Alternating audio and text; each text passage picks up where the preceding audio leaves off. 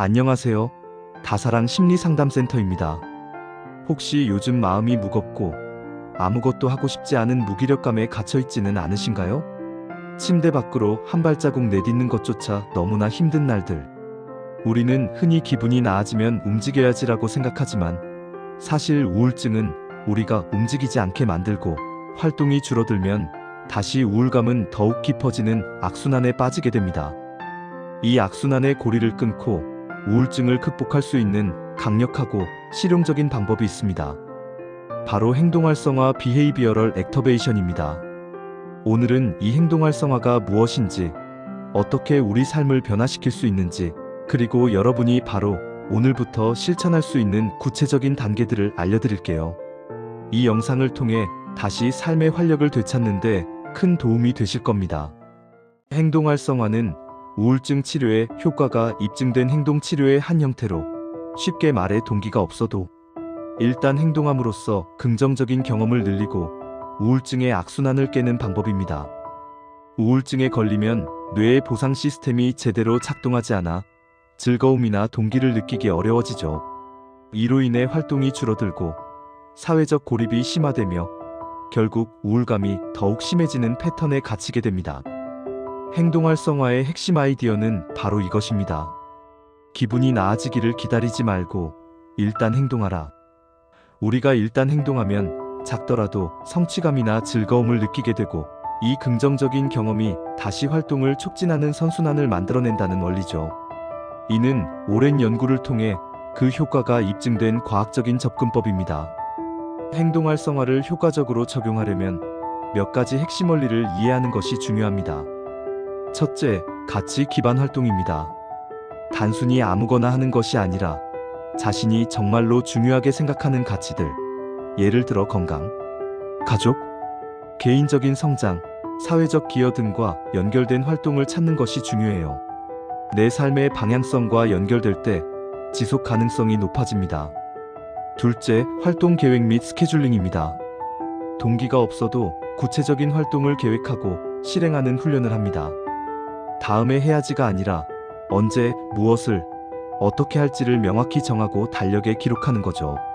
작고 구체적인 단계로 시작하는 것이 중요합니다. 셋째, 긍정적 강화입니다. 활동을 한 후 나의 기분 변화를 주의 깊게 관찰하고 기록하세요. 이 활동을 했더니 기분이 조금 나아졌네?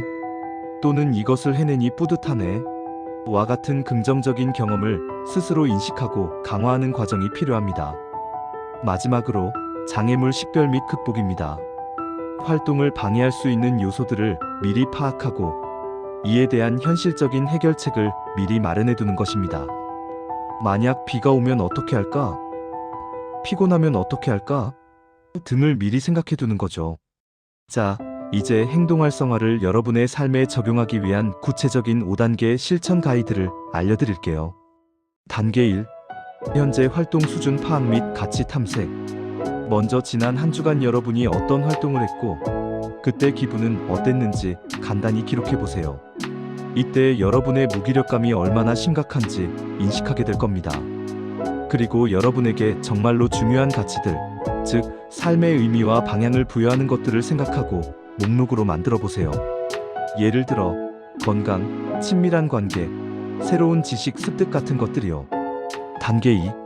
즐거움과 성취감을 주는 활동 목록 만들기. 이제 여러분의 가치와 연결될 수 있는 즐거움이나 작은 성취감을 줄 수 있는 활동들을 자유롭게 생각해 보세요.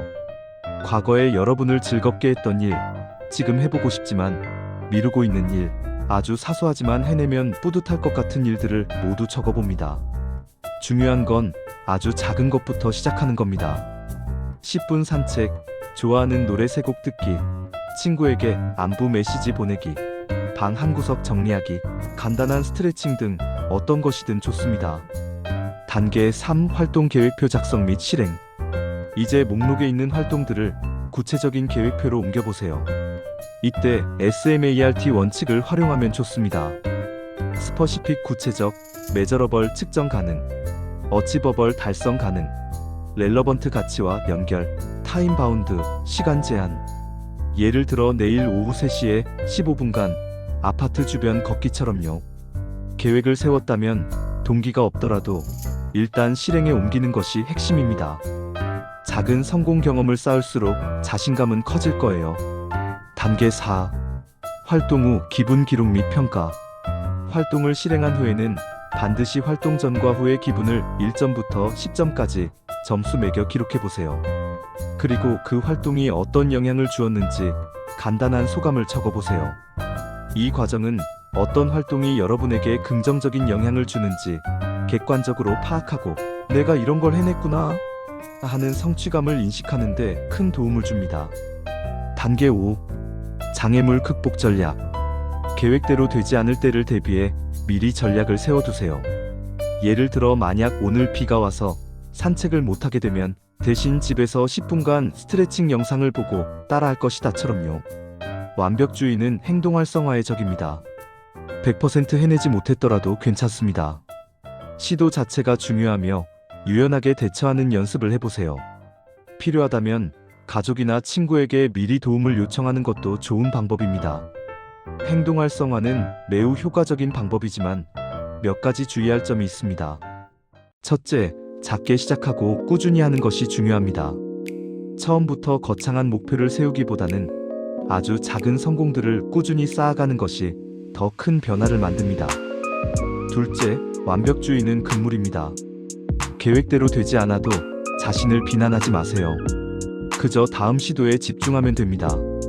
셋째, 만약 행동 활성화만으로는 우울감을 극복하기 어렵거나 심한 우울증 증상을 겪고 있다면 반드시 정신건강 전문가와 상담하세요.